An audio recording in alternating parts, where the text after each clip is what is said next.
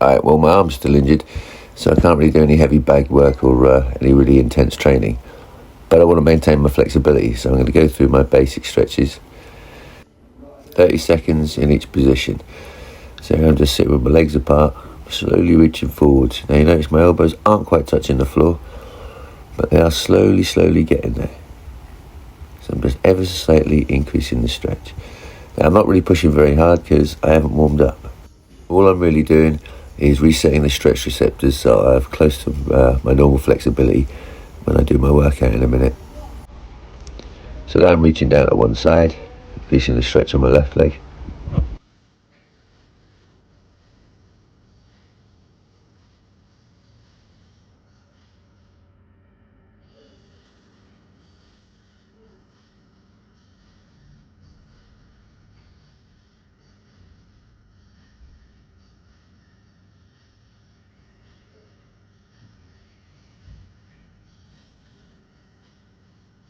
And now I'm going to do the other side. Another 30 seconds. And the entire time I'm doing this, I'm just ever so slightly increasing the stretch. Just a teeny weeny little bit, like a couple of millimeters every time I breathe out. It's nothing amazing. I'm not trying to improve flexibility here, just trying to reset the stretch receptors so that I can do some kicking and have close to my normal range of motion. Now it's time for the butterfly. Again, this one I'm just going to sit and relax. And my knees are slowly going to go down to the floor as I relax.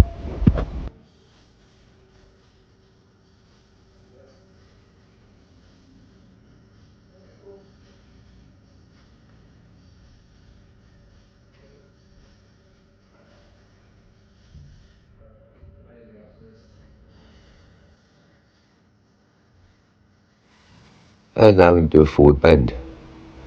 Forward bend, I think, is one of the most important stretches because it stretches your entire posterior chain.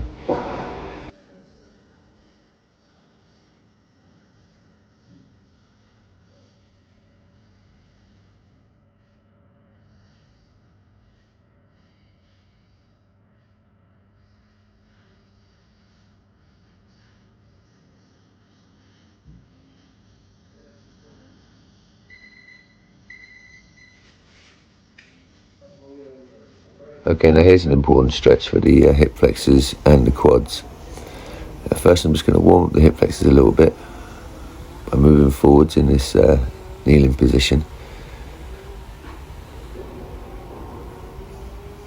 Then, once I think they're suitably warm, I'm going to lean back, grab my ankle, there we go, and then move forwards. Now this requires a bit of balance. It's not exactly the easiest thing in the world, but after a while you kind of get used to it.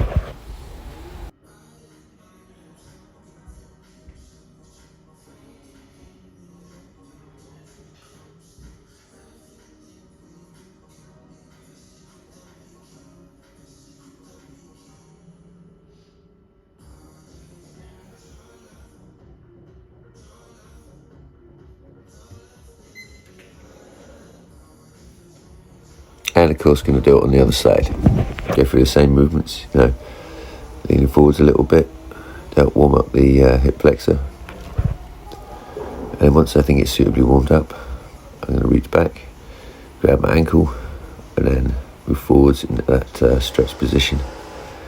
If you notice here, I'm using both hands to pull my heel in.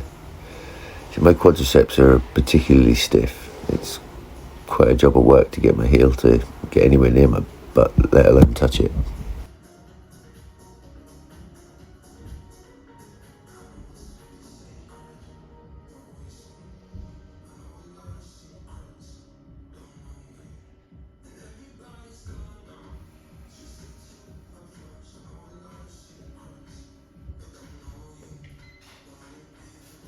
Okay, stretching done. I'm going to shake my legs out a little bit. And I'm going to start off with a couple of kicks. I'm not really doing much here. The main thing I'm working on today is axe kicks. And yeah, I'm going to start off with a side kick. Yeah, I like side kicks, what can I say?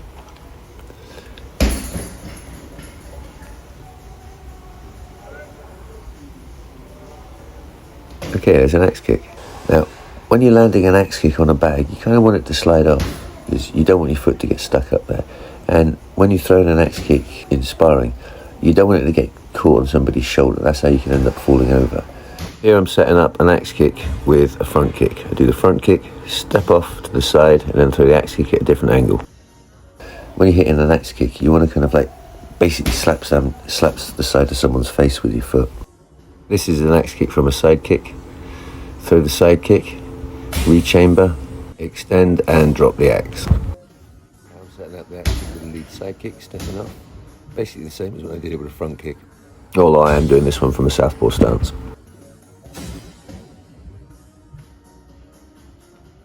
Now for a lead roundhouse kick to axe kick. Here it is again, slow. 1, knee up, extend, drop the axe. Here's the same again, using the ball of the foot roundhouse kick. And from the back leg too.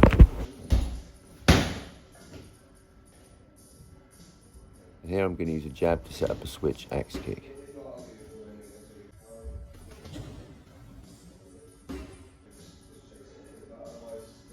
Rear leg front kick to axe kick.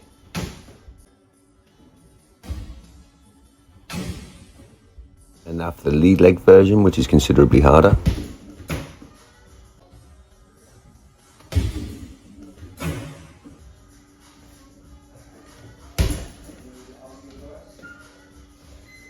Now I'm going to play around with actually landing the axe kick on the bag and a couple of the other different setups that we've done.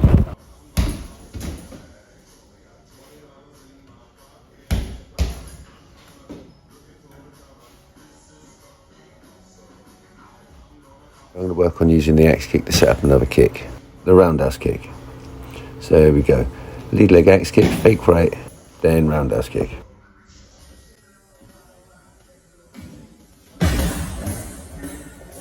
I'm going to use a jab to cover, step out to my right and throw an axe with the left.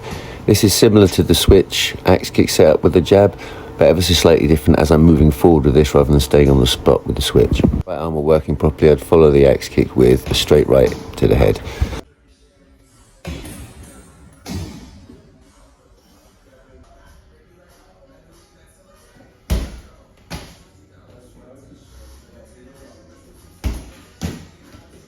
I'm going to add a jump spin side kick into the mix. Normally be lead axe kick, reverse punch, jump spin side, but I'm leaving out the reverse punch because of the injury. Okay, so here's a breakdown from the front. Look, I'm going to lift my knee up into a chamber, extend my leg, and then drop the axe kick. And this is how I do it moving forwards. I'm using the knee of my lead leg to kind of drag me forwards. So the chamber and the hop forwards happen pretty much simultaneously.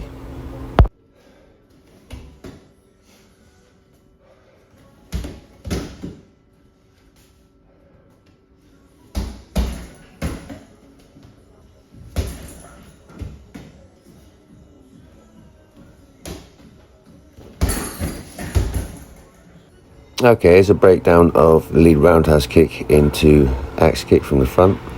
As you can see there, put my knee up, throw the roundhouse kick, keep my knee high, extend the leg higher, and then drop the axe. This is what it looks like from the side.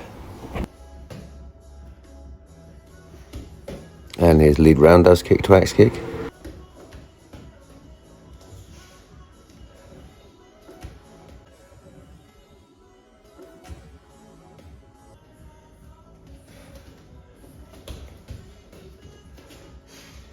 A new combination, lead axe kick, reverse punch, jump spin side kick. Now obviously I'm not throwing the reverse punch because of my injured arm, once again, but I am kind of like making that right hand shoulder movement. For a slightly longer combination, I'm going to set it up with reverse punch, back fist, counter axe kick, reverse punch, back fist, jump spin side kick. And here it is in thin air. And now I'm going to finish off by landing an axe kick on the top of the bag a couple of times. Not something I recommend if you're not flexible enough. And that's my little axe kick workout done.